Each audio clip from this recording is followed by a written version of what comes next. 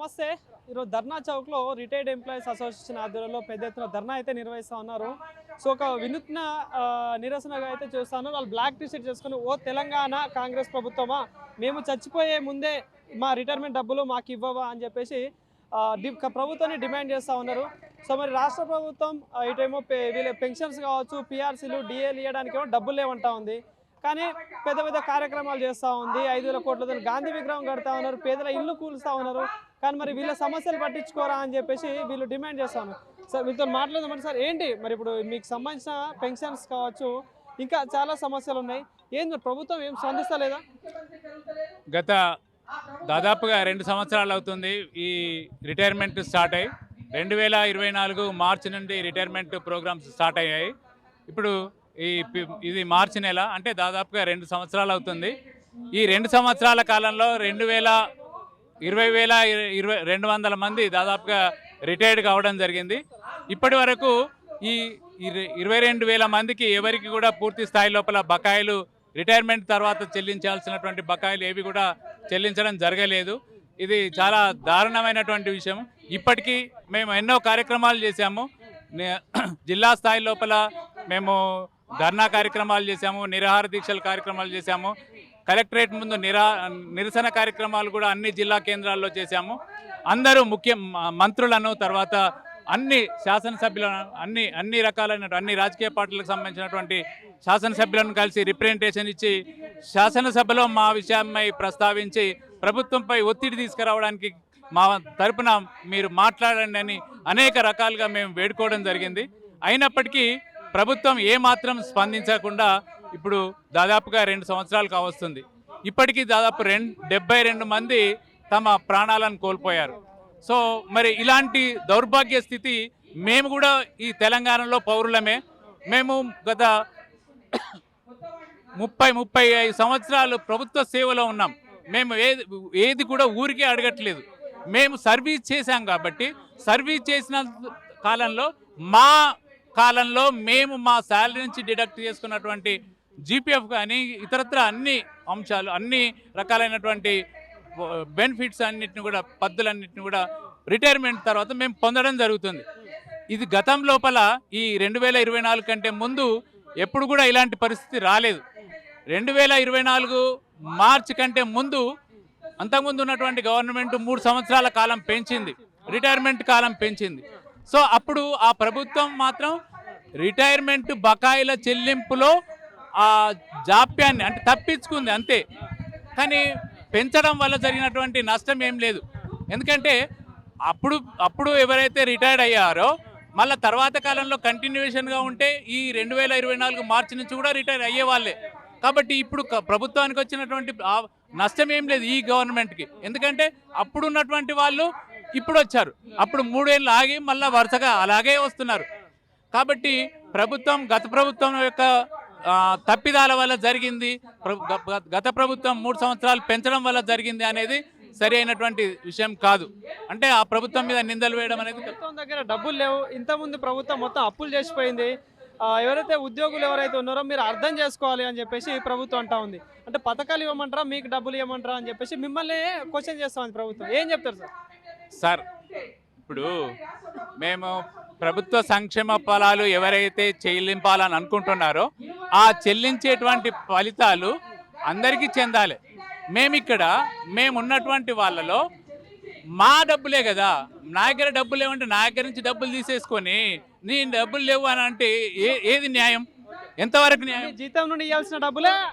ఇప్పుడు జీపీఎఫ్ లోపల మేము 6.2% మేము డిడక్ట్ చేసుకోవాలి. కానీ రిటైర్మెంట్ అయిన తర్వాత మేము పెద్ద మొత్తంలో డబ్బులు తీసుకోవాలి.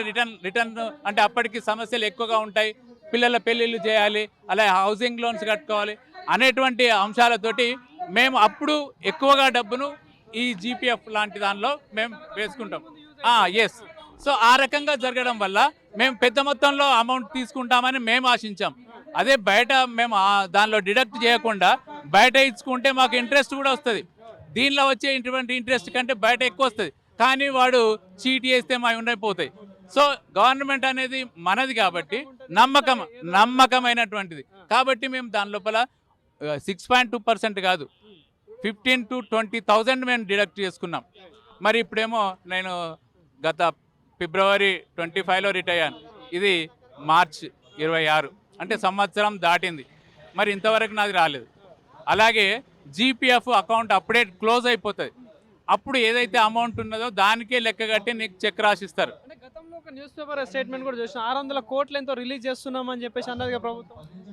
ఎవ్రీ మంత్ 700 crores డిడక్ట్ చేసి, అంటే గవర్నమెంట్ ఎంప్లాయీస్ ఇస్తున్నామని చెప్పింది. ఎంప్లాయీస్కి ఇవ్వడం కాదు. ఇప్పుడు మొన్న పోయిన నెల అంటే ఫిబ్రవరి మంత్లో 745 కోట్లు వీళ్ళకి ఇవ్వడం జరిగింది అని చెప్పింది. కానీ ఇందులోపల ఇవాళ పేపర్ చూడండి, దానిలో 50% కంటే ఎక్కువ కాంట్రాక్టర్లకు వెళ్ళిపోయింది. కాంట్రాక్టర్ల వల్ల వాళ్ళకి ఇస్తే వచ్చేటువంటి లాభం ఏంటి అంటే వాళ్ళు కమిషన్ ఇస్తారు. ఇవి మా పైసలే, మేము ఎట్లా కమిషన్ ఇస్తాం? కొంతమంది మాట్లాడుతుంటే వినండి సార్, మా పెన్షన్లు, మా టీఆర్సీలు, డిఏలు తీసుకోవడం కోసం లంచాలు ఇవ్వాల్సిన కర్మ వచ్చింది ప్రభుత్వంలో అని మాట్లాడతాను. ఏంటి అంటే మీ డబ్బులు తీసుకోవడానికి కూడా లంచాలు ఇవ్వాలా? ఇప్పుడు మేము మా ఆఫ్టర్ రిటైర్మెంట్ తర్వాత మాకు వచ్చేటువంటి డబ్బులు జీపీఎఫ్, జిఐఎస్, గ్రూప్ ఇన్సూరెన్స్, తర్వాత మన కమ్యూటేషన్, లివ్ ఎన్కాష్మెంట్, గ్రాట్యుటీ, ఇవన్నీ డబ్బులు మాకు వచ్చేటివి. ఇప్పుడు మా డబ్బులు మాకు కావాలంటే కొంతమంది మధ్య దళారులలో 10 to 15% ఇచ్చినటువంటి వాళ్ళకి కొంతమందికి వచ్చాయి.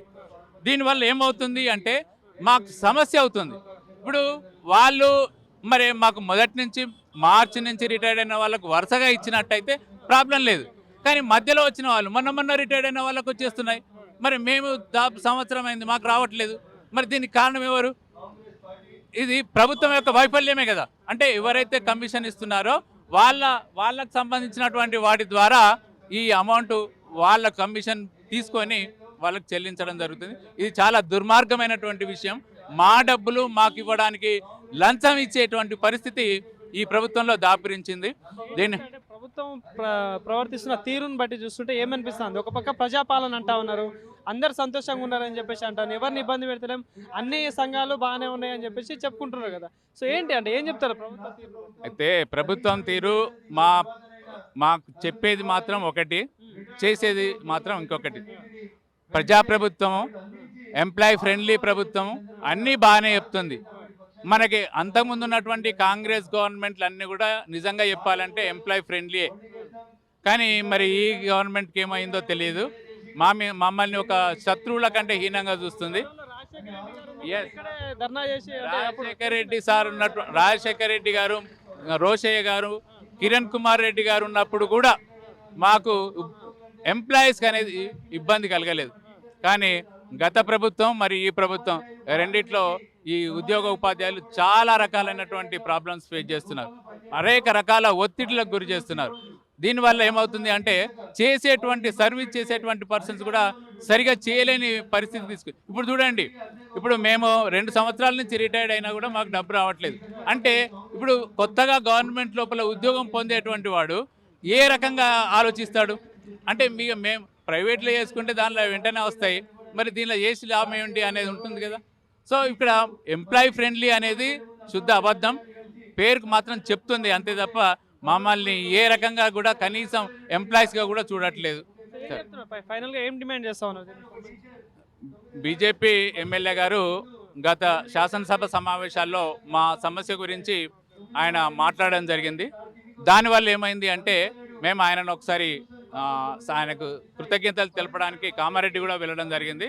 దాదాపు 150 మంది వెళ్ళి కలిసి, మరి ఇది మీరు చెప్పారు కదా సార్, మీ మీదనే మేము చాలామంది ఆశలు పెట్టుకున్నాం, ప్రభుత్వం ఎలాంటి చొరవ చూపట్లేదు, కనీసం ఇంతమంది చనిపోయినా కూడా ఏమాత్రం స్పందిస్తలేదు, కనీసం నేను ఇప్పుడు ఇస్తా, ఇది రోజులకు ఇస్తా అని కూడా చెప్పట్లేదు.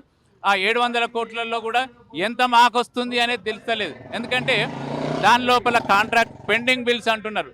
పెండింగ్ అనేటి ఉద్యోగులకు సంబంధించినవి వస్తాయి, తర్వాత కాంట్రాక్టర్లకు వచ్చినటువంటివి కూడా పెండింగ్ బిల్సే అంటారు, రిటైర్మెంట్ అయినటువంటి వాళ్ళకి చెల్లించేటివి కూడా పెండింగ్ బిల్సే అంటారు. మరి నేను పెండింగ్ బిల్స్ ఇస్తున్నాను అంటున్నాడు.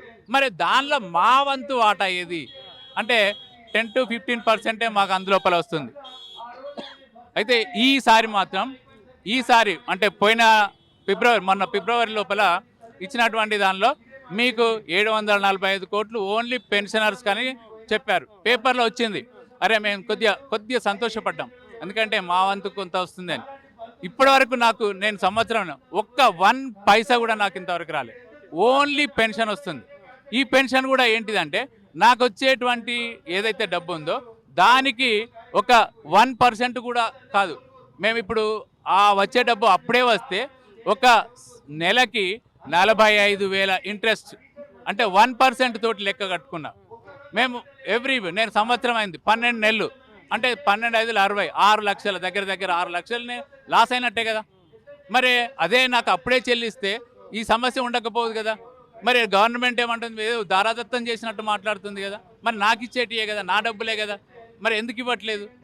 కాబట్టి ఈ మన కాటపల్లి వెంకటరమణారెడ్డి గారు బీజేపీ ఎమ్మెల్యే గారు మా సమస్య మీద సానుకూలంగా స్పందించి మీకు మార్చి 1 వరకు చెల్లించనట్లయితే నేను ఖచ్చితంగా నిరాహార దీక్ష కూర్చుంటానని 4 డేస్ నోటీస్ ఇవ్వడం, 4 రోజులు ఇవాళ రేపు ఎల్లుండి 5th వరకు ఇచ్చాడు.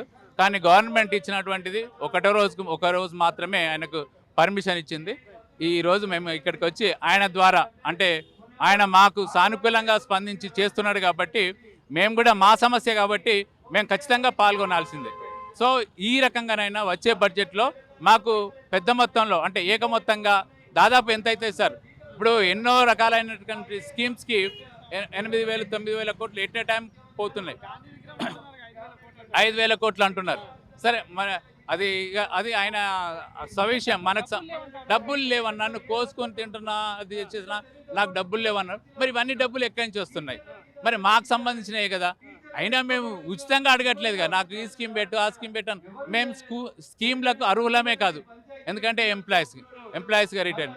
సో మా డబ్బులు మాకు ఏక మొత్తంలో ఈ బడ్జెట్లో కేటాయించి చెల్లించాలని మేము మీ ద్వారా వేడుకుంటున్నాం సార్.